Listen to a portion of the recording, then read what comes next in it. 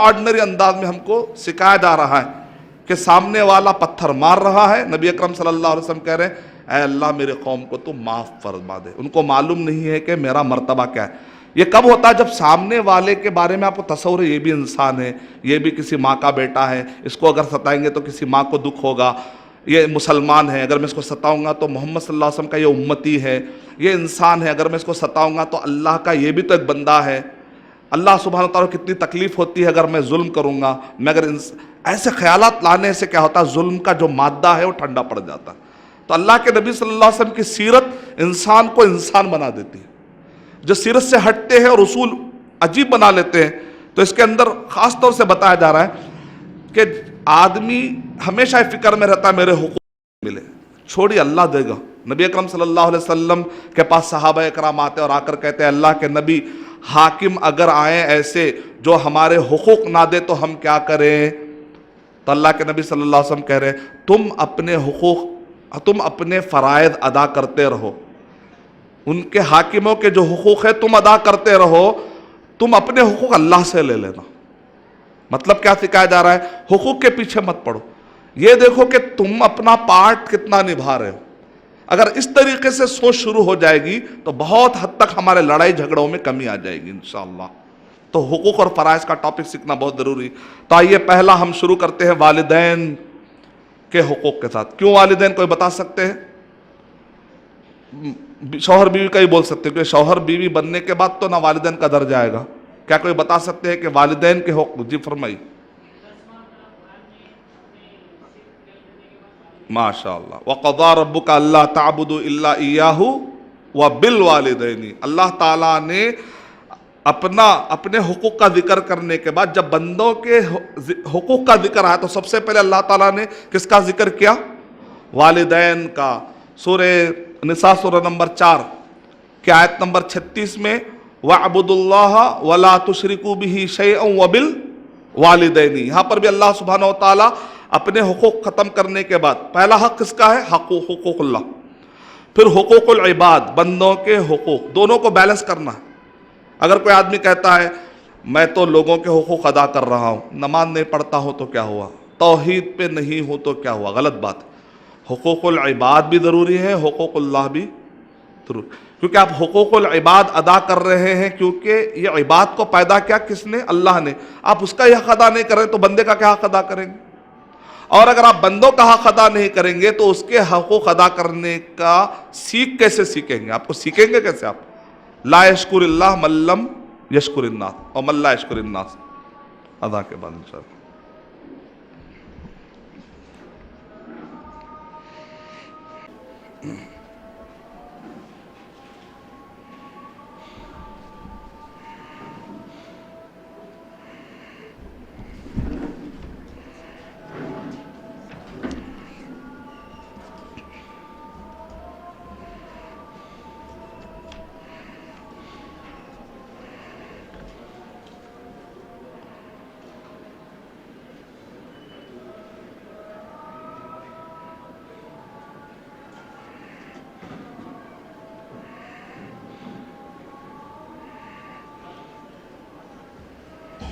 अल्लाह अकबर।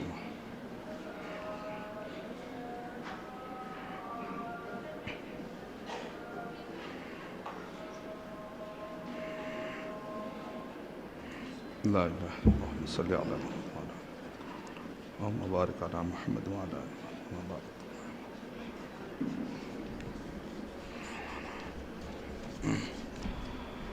ये चैप्टर भी बड़ा अहम है, वालिदैन का एहतराम। तो वालिदैन का एहतराम का मतलब क्या है? बचपन से सुनते वालिदैन का एहतराम का मतलब क्या है? कोई जो है पेट में मुंडी डाल देता है, समझता है कि शायद ये वालिदैन का एहतराम है। कुछ लोग पैर को हाथ लगा देते, बोलो लोग अपने तौर पे तय कर लिए हैं। वबिल वालिदैन एहसाना, कुरान मजीद में आया है। تو اقیم الصلاح نماز قائم کرو قرآن مجید میں حکم آیا، تو کیسے نماز قائم کرنا ہے محمد صلی اللہ علیہ وسلم نے بتا دیا. وخیر الہدی ہدی محمد صلی اللہ علیہ وسلم، سب سے بیسٹ طریقہ وہ ہے محمد صلی اللہ علیہ وسلم کا. تو ہر چیز میں ہم کو دیکھنا ہے کہ پھر والدین کے احترام کا طریقہ کیا ہے. تو ایسا کوئی کام نہیں ہونا چاہیے کہ جس کی وجہ سے محمد صلی اللہ علیہ وسلم کی تعلیم سے ٹکراؤ ہو جائے. ٹھیک ہے، تو والدین کا احترام کا مطلب کیا ہے؟ ایک کہ والدین کے ساتھ اچھا سلوک کرنا. دو، والدین کے ضروریات زندگی کا خیال رکھنا. تین، والدین کو گالی دینے سے بچنا. ایک آدمی کو کہے کہ والدین کو گالی کیسے دیتے ہیں؟ نبی اکرم صلی اللہ علیہ وسلم نے سمجھا دیا، پورے حوالے ہیں موجود، میں جو بھی کہہ رہا ہوں اس کے اندر ہے آپ کے پاس، آپ خالی ہم معلومات لیتے جائیں گے تاکہ بعد میں حوالے سب اس کے اندر پورے آتھینٹک، الحمدللہ ضعیف روایتوں سے پاک، آرام سے. آپ نبی اکرم صلی اللہ علیہ وسلم سے صحابی نے پوچھا، گالی اپنے والد کو بھی کوئی گالی دیتا ہے؟ والدین کو بھی کوئی گالی دیتا ہے؟ ہاں، جب تم دوسرے کے والد کو گالی دیتے ہو تو وہ پلٹا کیا کرے گا؟ آپ کے والد کو گالی دے گا.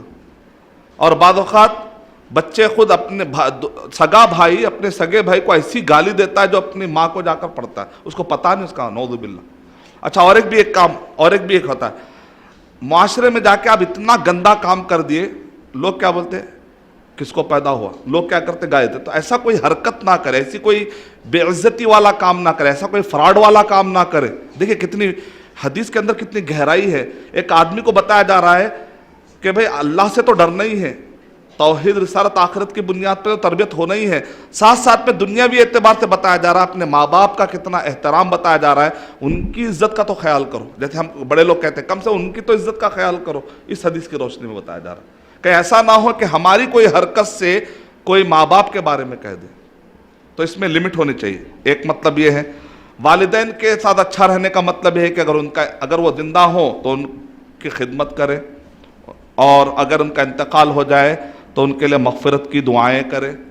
اگر ان کے چاہنے والے ہیں، دوست ہیں، سہیلیاں موجود ہیں تو ان کے گھروں میں تحفے بھی جائے، اس سے بھی بہت فائدہ ہوتا ہے، سنت ادا ہوتی ہے. شیخ صالح فوزان حفظہ اللہ نے ایک لسٹ دی ہے، میں آپ کے سامنے لسٹ پڑھتا ہوں. پوائنٹ نمبر 16 میں کہ والدین کے ساتھ اچھا رہنے کا مطلب کیا ہے. ایک آدمی کب سمجھاتا ہے کہ آدمی اچھا نہیں ہے، یہ والدین کے ساتھ آدمی اچھا نہیں ہے، اس کے پہچان کیسا ہے؟ کیونکہ ہم یہ بعض جملے ادا کر رہے ہیں لیکن ہم کو گہرائی میں کبھی سوچنے کا ٹائم نہیں ملتا. تھوڑی دیر سوچیں گے ہم. سعودی عرب میں ایک عالم صاحب نے کہا کہ آپ لوگ اس پر اچانک بیان دیتے تھے، رک گئے. کہا کہ آپ لوگ کتنے سالوں سے اپنے ماں باپ سے دور ہیں؟ بلیو کریے کسی نے کہا 10 سال سے میں ماں باپ کو نہیں. سنتے گئے، خالی سنتے گئے. بولے آپ لوگ کتنے سال ہو گئے یا کتنے مہینے ہو گئے اپنے ماں باپ کو فون نہیں؟ اس میں ایسے بھی لوگ تھے جو اتنے بزی ہو گئے، مہینے گزر گئے، پیسے دے رہے لیکن فون نہیں کرے. بولے فوراً فون نکالو. ابھی پورے لوگ فون نکالے، لگاؤ اپنے ماں باپ کو. پورا ورکشاپ چل رہا، دبئی کا ورکشاپ، پورا ماحول سناٹے کا، اور پورا ورکشاپ رو رہا تھا.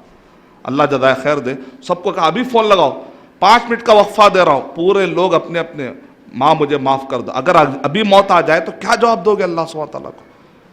ٹائم نکالو. اور بعض سلف تو ایسے ہیں اس زمانے میں باقاعدہ سفر کر کے، اگر بہت دور رہتے تھے تو سفر کر کے صرف والدین سے ملنے آتے تھے، کسی اور کام کے لیے نہیں. ہمارے پاس ہے کچھ اور کام کے لیے آئے تو والدین سے ملے، ان کے لیے ملنے آنا چاہیے. والدین سے ملنے کے لیے آتے تھے اور اپنے رشتہ داروں سے ملنے کے لیے آتے تھے. مدینہ سٹی میں ایک یمنی طالب علم تھا، بڑا نیک، ہفتہ بھر نظر نہیں آتا، بس پڑھائی. ہفتے کے دن جتنے اس کے دوست ہیں، چاہنے والے ہیں، جمعرات کے دن چھٹی ہوتی تھی ہم کو، مغرب سے لے کے رات کے 10 تک ہر ایک کے روم میں جاتا، السلام علیکم، خیرت سے ہے کیا؟ یہ میرا ٹائم جو ہے حقوق العباد کا ٹائم ہے. دیکھیں کیسی تربیت ہے. ارے میں نے کہا اتنی پیاری سنت کہاں سے سیکھے آپ؟ تو کہا میرے استاد ایسا کیا کرتے تھے. استاد سے شاگرد میں وہ بات آ گئی. اس کے بعد پھر ہفتہ بھر نظر نہیں آ رہا ہے طالب علم، لیکن ایک ٹائم اس نے مقرر کیا، کیسے ہے کیا ہے، ہفتے میں کچھ میرے لیے کچھ کام ہے، لائق خدمت. طریقہ ہے ایک آدمی کو اپنے لائف کا ایک سیٹ اپ بنا لے. تو شیخ صالح فوزان نے کہا کیسے پہچانیں گے کہ ایک آدمی، یعنی کیسے معلوم کر لے کہ میں فی الوقت والدین کے ساتھ برابر نہیں ہوں؟ تو کہہ رہے ہیں انہیں رلانا. اگر آپ کی وجہ سے کبھی والدین رو لیے سمجھ جاؤ کہ آپ کچھ غلطی کر رہے ہیں.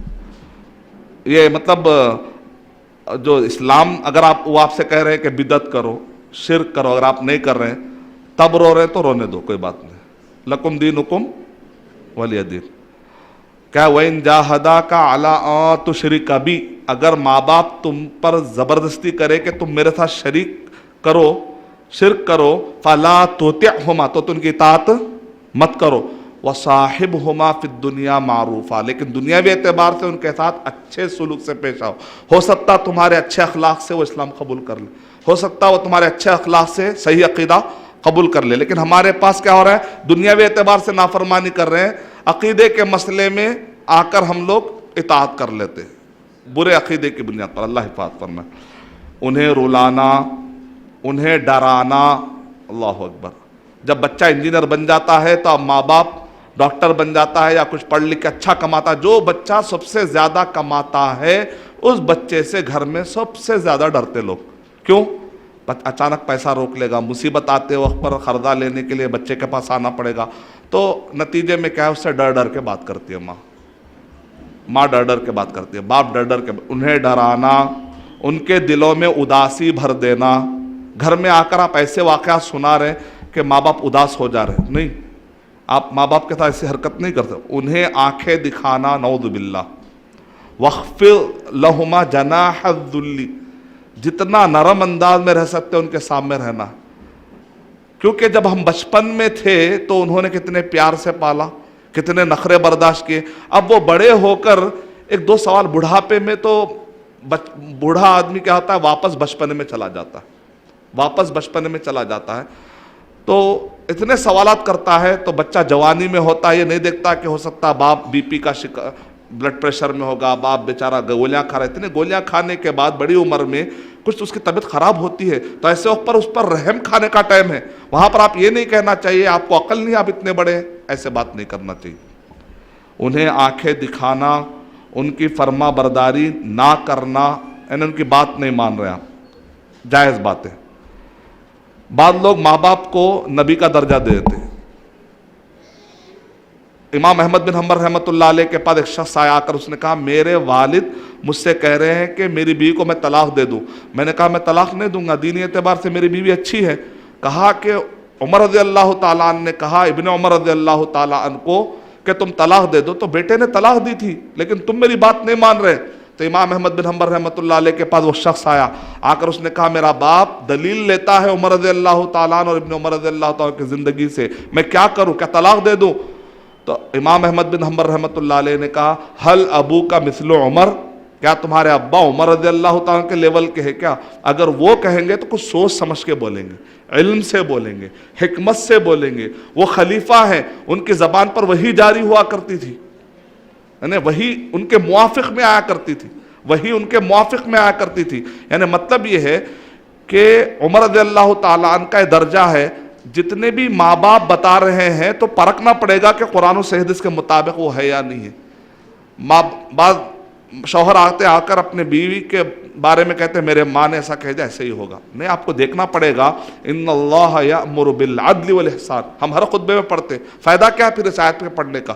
اللہ تعالیٰ ہمیں حکم دیتا ہے، جیسا نماز کا حکم دیتا ہے ویسے اللہ سبحانہ و تعالیٰ عدل و انصاف کا حکم دیتا ہے. تو آپ صرف ماں نے کہہ دیا، باپ نے کہہ دیا، یہ حجت نہیں ہے. آپ کو دیکھنا پڑے گا، ایویلویٹ کرنا پڑے گا. کہیں میں ایسا تو نہیں کہ بیوی پہ ظلم کر رہا ہوں، تو آپ کو بیلنس کرنا پڑے گا. ماں باپ کو نبی کا درجہ مت دیجیے. ہاں، ماں باپ کی اطاعت کا مطلب یہ ہے وہ چیزیں جو جائز ہے، کسی کے حقوق اللہ اور حقوق العباد میں کوئی رکاوٹ نہیں آ رہی ہو تو ایسے وقت پہ آپ کی استطاعت اگر ہے تو برابر ان کی فرمانبرداری کرنی چاہیے. ان کی باتوں کو رد کر دینا یہ بھی اچھی چیز نہیں.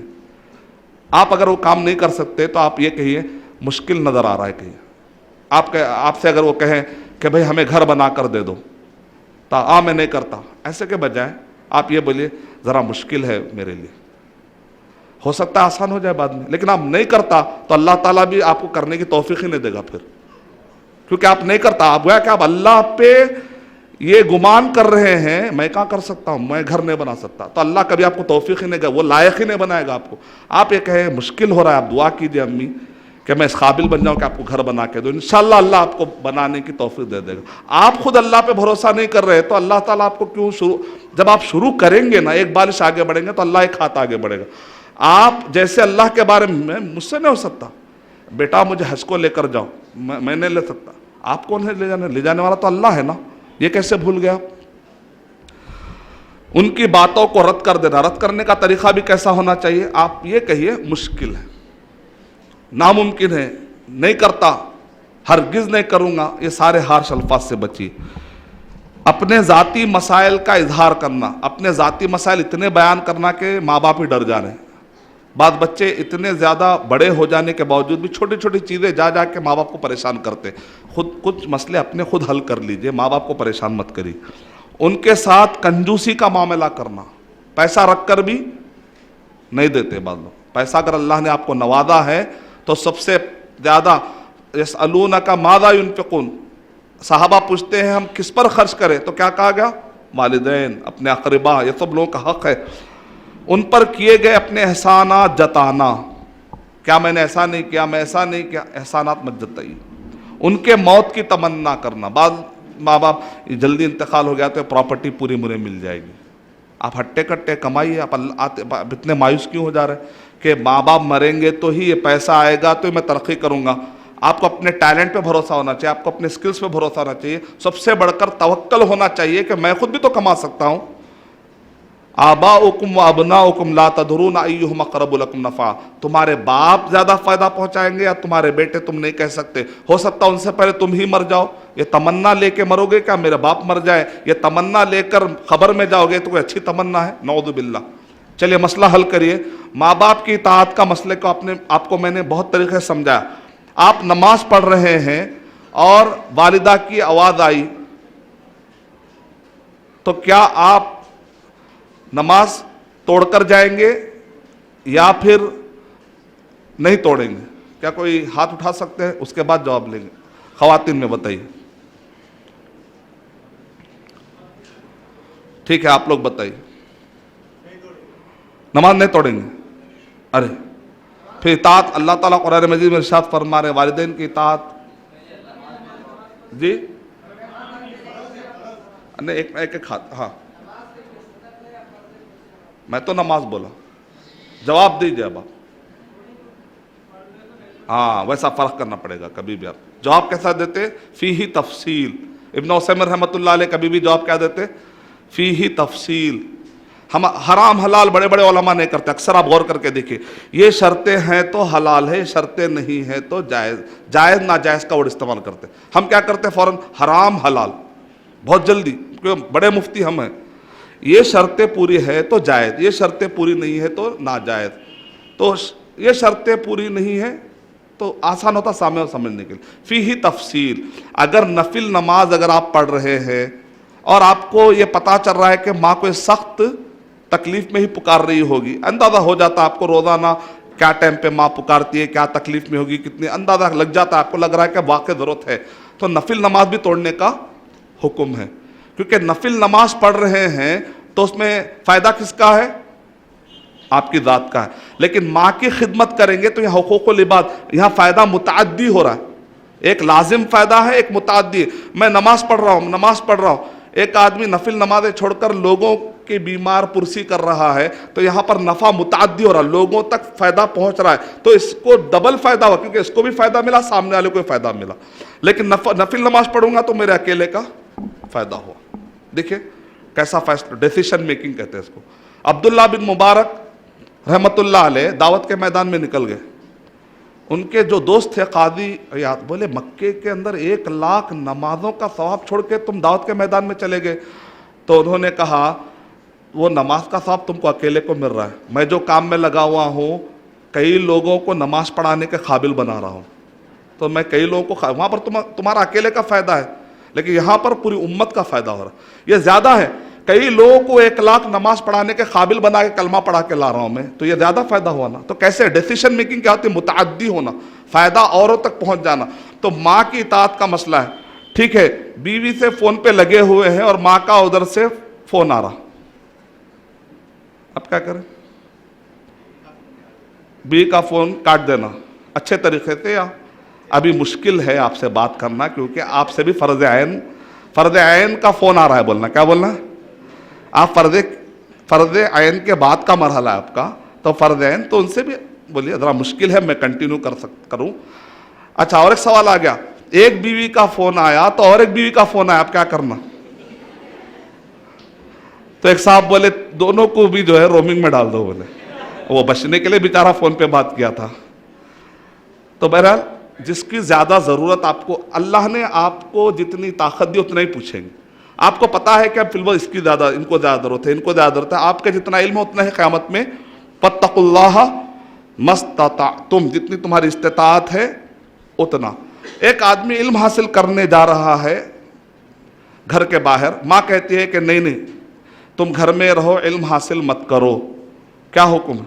अब माँ बाप की इताअत के मसले है, सब लोगों को नहीं मालूम माँ बाप की इताअत कब करना है, कब नाफरमानी करना भी सवाब है, कुरान मजीद में लिखा हुआ है। कोई बता सकते हैं जी? वो कुरान में कहाँ है? आए वाह, सूरह लुक़मान सूरह नंबर 31 के आयत नंबर 14 में, अगर वो शिर्क की तरफ बुलाए तो तुम फला तुतिअहुमा, तुम इनकी इताअत मत करो। तो लोगों के दिमाग में बैठा माँ बाप की नाफरमानी करना भी इबादत है, माँ बाप की नाफरमानी करना भी इबादत है। कब है वो? जब माँ बाप अल्लाह की नाफरमानी सिखा दे। अगर आपको माँ बाप खामखा के नफिल नमाजों से रोक रहे हैं, आपको कह रहे क्या हमेशा नफिल नमाज पढ़ते रहते, बूढ़े हो गए क्या, ये सब बुढ़ापे में करने का काम है। अब बोलिए नफिल नमाज पढ़ना चाहिए नहीं पढ़ना चाहिए? अब पढ़ना चाहिए, क्योंकि यहाँ पर अपने कोई ज़रूरियत के लिए आपको नहीं रोक रहे।